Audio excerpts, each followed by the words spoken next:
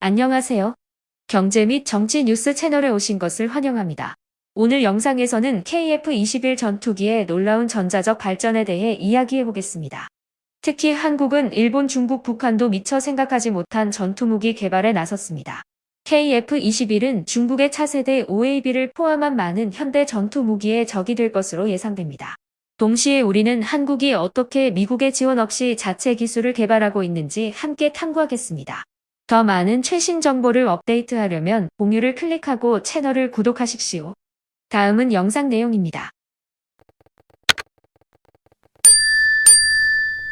최근 한국 공군의 업그레이드 정보가 논란을 일으키고 있습니다.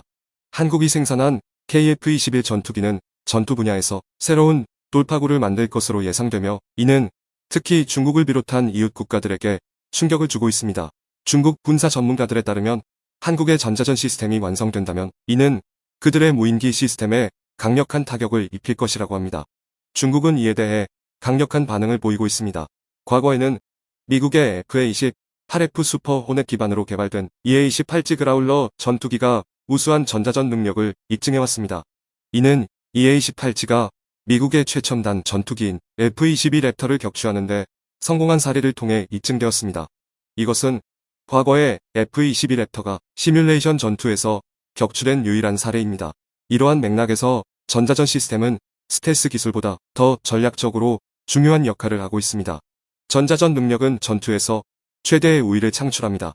KF-21은 한국 공군의 전투 능력을 강화할 것으로 기대되며 전자전 능력 분야에서 새로운 진보를 가져올 것으로 보이며 동시에 상대들이 공중에서 새로운 도전에 직면하게 될 것입니다. 중국은 한국의 KF-21이 완성될 가능성에 직면하며 이로 인해 지역의 공중 전투 규모가 변화될 것으로 예상됩니다. 과거에 F-22 랩터가 겪었던 일이 미래에는 더 이상 희귀한 현상이 아니라 가까운 미래에 실현 가능한 현실이 될 것입니다. 확실히 말할 수 있는 것은 한국의 전자전 능력의 점진적인 발전이 군사기술 분야에서 새로운 미래를 여는 것입니다. 이는 한국과 중국뿐만 아니라 아시아 지역 전체의 경쟁이 높아질 것으로 예상되며 이는 미래에 공중 전투가 어떻게 전개될 수 있는지에 대한 새로운 시각을 제시할 것입니다. 최근 뉴스에 따르면 한국은 전자전 능력 개발 단계에 진입하여 국방 분야에서 중요한 전환점을 기록하고 있습니다. 이로 인해 군사 열성가들은 매우 흥분하고 있습니다. KF-21 전투기 계열을 개발하는 동시에 한국은 전자전 기능을 수행하는 무인 항공기 개발에도 착수하여 한국의 능력이 이전보다 상당히 발전하고 있음을 보여주고 있습니다. 최근에는 현대적인 장비들을 더 많이 사용함에 따라 국방 분야에서 전자기기에 대한 의존도가 증가하면서 전자전술의 역할이 더욱 중요해지고 있습니다. 군사 분야에서 전자 전투 능력을 갖춘 국가는 스텔스 항공기를 보유한 국가보다 우위에 서게 됩니다. 그래서 스텔스 항공기를 보유한 국가들도 전자 전투 능력을 계속해서 발전시키고 있습니다. KF-21 전투기 개발 과정에서는 전자 전투 능력을 갖춘 적합한 항공기를 선택하는 것이 어려운 과제였습니다. 그러나 KF-21의 성공으로 인해 이제는 이를 기반으로 전자 전투기를 개발하는 계획이 이전보다 더 실현 가능해졌습니다. 대한민국은 미국으로부터 그루먼 EA-6B 프라울러를 수입하는 것뿐만 아니라 KF-21 기반의 전자전투기 개발에 집중하기로 결정했습니다. 미국의 전자전투기는 북한과의 대결에서 매우 효과적이었지만 중국과 일본에 대항할 수는 없었습니다. 이로 인해 대한민국은 독자적인 기술 개발에 주력하며 외국에 의존하는 것을 넘어섰습니다. 다른 전자 전투기와 달리 대한민국이 개발하는 전자전투기는 독립적인 시리즈가 아닌 이미 존재하는 전투기와 고급 전자 전투 장비를 조합하여 개발될 것입니다. 이러한 전투기들은 전투 패러다임에서 전자 전투 임무를 수행하고 대규모 전자 전투에 참여할 것입니다. 현재 미국은 그루먼 EA-6B 프라울러와 C-130 두 종류의 전자 전투기를 운영하고 있습니다. 반면에 대한민국은 KF-21 기반으로 한 종류의 전자 전투기 개발에 주력하여 비용을 절감하고 전자 전투의 효율성을 높이고자 합니다. 전자 전투 능력을 발전시키는 것은 군사적인 측면만 중요한 것이 아니라 기술적인 측면과 자원 측면에서도 주목할 가치가 있습니다. 현재 어려운 경제 상황에서 전자 전투 능력을 향상시키는 것은 대한민국이 국방 능력을 강화하는 똑똑한 선택으로 많은 자금을 투입하지 않고도 국방 능력을 강화할 수 있습니다. 이러한 발전은 국제적으로 군사 능력을 향상시키는 데 기여하여 대한민국이 미래의 전자 전투에서 신뢰할 수 있는 파트너가 되도록 돕습니다. 북한의 로켓과 대공 무기 시설에 접근하는 것에 어려움을 겪고 있는 대한민국 공군은 군사 전략에 전자기술을 적용하는 것을 강화하고 있습니다. 전자 전투 시스템을 사용하여 대한민국 공군은 북한의 레이더와 대공 미사일을 제거하고 그들의 본부와 로켓 기지 간의 통신망을 끊을 수 있습니다. 또한 미국의 전자 전투 시스템을 고려하여 배치하고 활용하는 것도 북한과 효과적으로 대응하는 중요한 요소입니다.